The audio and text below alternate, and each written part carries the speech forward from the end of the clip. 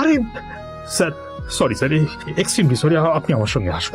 Sorry sir, sorry, ভুল হয়ে গেছে স্যার। সালাম স্যার। নীল কি তবে সত্যিই একজন খুব বড়লোক কেউ? শেষ পর্যন্ত কিনা একটা পেন। উফ, সত্যি জিজু তুমি পারো বটে। এতগুলো লোক উপহার পাঠিয়েছে, কিন্তু তোমার মতো ভিখিরি মার্কা গিফট আর অন্য কেউ দেয়নি। নিজের স্ত্রীকে ভালোবেসে একটা উপহার দিলে যে এতগুলো কথা শুনতে হতে পারে, সেটা ঠিক ভাবতে পারেনি নীল। আদ্রিতা সেন সম্প্রতি একটি বিদেশি কোম্পানির সাথে ডিল ক্র্যাক করেছে। সেই সূত্রেই বাড়িতে আজ উপহারের বন্যা বইছে। এমন সময় একটা বড় বাক্স হাতে এগিয়ে এলো বাড়ির একজন কাজের লোক। দিদিমণি, এই উপহারটা বিজন দাদাবাবু পাঠিয়েছেন। বিজনের নামটা শুনেই আদ্রিতার যেমন মুখে হাসি ফুটে উঠল, তেমনি নীলের চোখে ফুটে উঠল রাগ। আদ্রিতার ইনভেস্টর কাম ফ্রেন্ড বিজনকে দু চোখে দেখতে পারে না নীল। আদ্রিতা খুশি মনে বাক্সটা খুলতেই দেখতে পেল একটা লাল পার্টি গাউন, সঙ্গে একটা ছোট্ট চিরকুট। কনগ্রাচুলেশনস আদ্রিতা, আজ সন্ধ্যায় এটা পরেই তুমি ডিল সাইন করবে, তারপর আমার সাথে ডিনারে যাবে। এই সবকিছুই বিজন করছে শুধুমাত্র তোমার সুযোগ নেওয়ার জন্য। ও ভালো লোক নয়। নিজের পকেট গড়ের মাঠ, এদিকে অন্যের গিফট দেখে হিংসেতে জ্বলে যাচ্ছে। ঠিক আছে, আমি তোমাকে একটা সুযোগ দিচ্ছি। এই ড্রেসটার দাম 50,000 টাকা। আজ সন্ধে 7টার আগে এমন একটা ড্রেস কিনে দাও, আমি তোমার ড্রেস পরে ডিল সাইন করব। বিজনের সঙ্গে ডিনারেও যাব না। পারবে? পারবো। শুধু দোহাই তোমাকে, ওই বিজনের সঙ্গে ডিনারে যেও না। কথাটা যেন মনে থাকে। এটি সেন পরিবার, শহরের অন্যতম ধনী একান্নবর্তী পরিবার। তবে এই পরিবারকে সুখী পরিবারের অপবাদ পরম নিন্দুকেও দেবে না। পাহাড় প্রমাণ চিন্তা নিয়ে না খেয়ে ভাঙা স্কুটারে চড়ে রাস্তায় বেরিয়ে পড়ল নীল। এখন 12টা বাজে, হাতে বেশি সময় নেই। খুঁজতে খুঁজতে হঠাৎ একটা সাইনবোর্ডের দিকে চোখ যায় নীলের। সেখানে লেখা আছে, রক্তদান জীবনদান। এখানে উপযুক্ত মূল্যে রক্ত ক্রয় করা হয়। নীল জানতো পয়সার একটা জোগাড় হয়ে গেছে। নীলের ব্লাড গ্রুপ বেশ বিরল, ও নেগেটিভ। বাজারে এর চাহিদা প্রবল। নিজের রক্ত বিক্রি করে ওর ভালোবাসার জন্য উপহার কিনবে নীল। নিজের প্রেমকে প্রমাণ করতে চায় সে। এদিকে সাইনবোর্ডের ঠিকানায় পৌঁছতেই ডাক্তাররা লুফে নিল তাকে। ডাক্তারদের জোর জবরদস্তি করে পুরো 2 বোতল রক্ত দেওয়ার পর নীল পেয়ে গেল 30,000 টাকা। নীল ভেবেছিল 3 বোতল রক্ত দিয়ে পুরো টাকাটাই জোগাড় করে ফেলবে সে, কিন্তু ডাক্তারবাবু রাজি হলেন না। 30,000 টাকা নিয়েই নীল বেরিয়ে এলো হসপিটাল থেকে। মাথাটা খুব ঘুরছিল, পায়েও বিশেষ জোর পাচ্ছিল না সে। কিন্তু হাত ঘড়ির দিকে চোখ যেতেই নীল চমকে উঠল। এখন দুপুর 2টো, হাতে মাত্র কয়েক ঘন্টা। নীলের চাই আরো 20,000 টাকা। হঠাৎ নীলের চোখের সামনে অন্ধকার নেমে এলো। সোজা গিয়ে সামনে থেকে এগিয়ে আসা একটা ফুড ট্রাকে ধাক্কা মারল সে। তারপর আর কিছু মনে নেই। কি সব উটকো লোক এসে পড়ে। এক পার্টির জন্য হন্যে হয়ে ওয়েটার খুঁজছি, তার উপর আবার এসব ঝামেলা। এদিকে ঘড়ির দিকে তাকাতেই নীলের বুকটা ধক করে উঠল। 3:30 বাজে। ক্ষমা করবেন দাদা, আপনি কি কোনো ইভেন্টের কাজে যাচ্ছেন? আমাকে ওয়েটারের কাজটা দিন না, খুব দরকার দাদা। 20,000 টাকা জোগাড় করতে হবে। বেশ বেশ, একটা কিটি পার্টি আছে, সেখানে লোকেদের খাবার দেওয়া, বাসন মাজা, টেবিল পরিষ্কার করা, এই সব। পারবেন আপনি? তবে অত দিতে পারবো না, 15,000 দেব, চলবে? প্রস্তাবটা লুফে নিল নীল। টলমল পায়ে উঠে দাঁড়ালো সে। লেক গার্ডেন্সের একটা বিলাসবহুল বাগান বাড়িতে আজ সব বড় লোকের বউদের কিটি পার্টি চলছিল। সেখানে পৌঁছে নীল তড়িঘড়ি নিজের নোংরা জামাকাপড় ছেড়ে ওয়েটারের কস্টিউমটা পরে নিল। সঙ্গের মতো দাঁড়িয়ে আছো কেন? খাবার সার্ভ করো। মাস্ক পরে চুপচাপ সবাইকে খাবার সার্ভ করে বেরিয়ে এলো সে। লোকের এঁটো কাটা তুলে, টেবিল মুছে, বাসন মেজে সবটা প্রায় সামলে নিল নীল। কিছু টাকা টিপস পেয়ে সাথে কমলবাবুর দেওয়া টাকা যোগ করে 20,000 টাকা জোগাড় করে নিল সে। মনের আনন্দে লাফিয়ে উঠল নীল। ভাবল, আদ্রিতা, আজ আমি প্রমাণ করে দেব যে সত্যি আমি তোমাকে কতটা ভালোবাসি।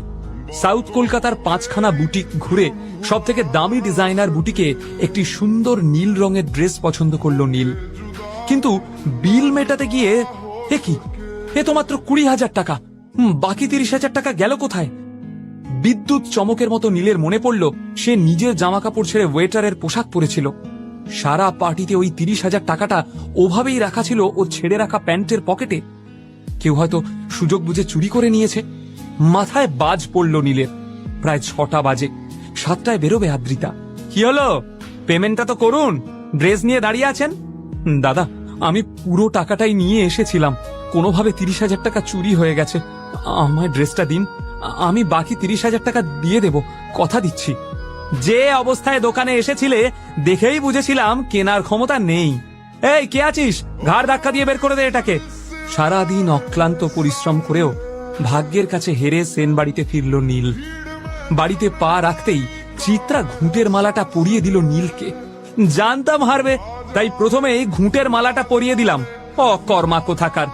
সিঁড়ির দিকে তাকিয়ে ও পাথরের মতো দাঁড়িয়েছিল।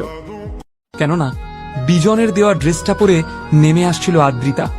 অর্পিতা এবং চিত্রাকে বাই বলে বেরিয়ে গেল আদ্রিতা।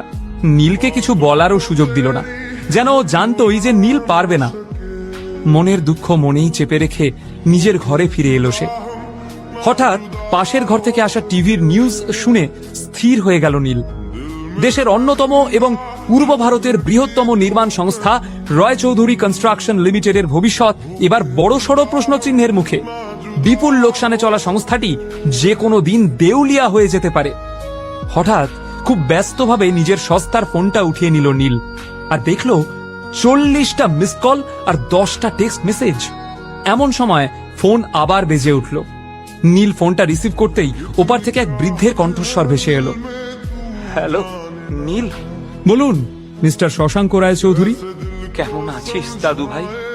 তোকে বড় মিস করি। এতগুলো বছর লেগে গেল আমায় মিস করতে? জানি বাবা, তুই রেগে আছিস। যে অন্যায় আমরা তোর সাথে করেছি তাতে তোর রাগ হওয়াটাই স্বাভাবিক, কিন্তু বিশ্বাস কর, এতগুলো বছরে একটা দিনও তোর কথা না ভেবে আমি কাটাতে পারিনি। খবরে শুনলাম রয় চৌধুরী গ্রুপ অফ ইন্ডাস্ট্রিজ ডুবতে চলেছে, তাই আমায় মনে পড়লো। তো তোর কি ধারণা আমি এতদিন পরে বিজনেস ম্যাটার ডিসকাস করতে তোকে ফোন করেছি? না রে পাগল, আমি তো শুধু তোর গলাটা একবার শুনবো বলে। গলা শুনে নিয়েছেন? বাই। না না, ফোন রাখিস না দাদু ভাই। আমি জানি আমাদের পাপের ক্ষমা নেই, কিন্তু আমার দাদু ভাই তো অনেক বড় মনের মানুষ। আমি জানি আমি আপনাদের মতো ছোট মনের মানুষ নই। আমি আপনাদের ক্ষমা করে দিয়েছি। আপনারাও ভালো থাকুন আর আমাকেও শান্তিতে থাকতে দিন। কিন্তু দাদু ভাই, আমি যে একেবারে ভালো নেই। কেন, কি হয়েছে?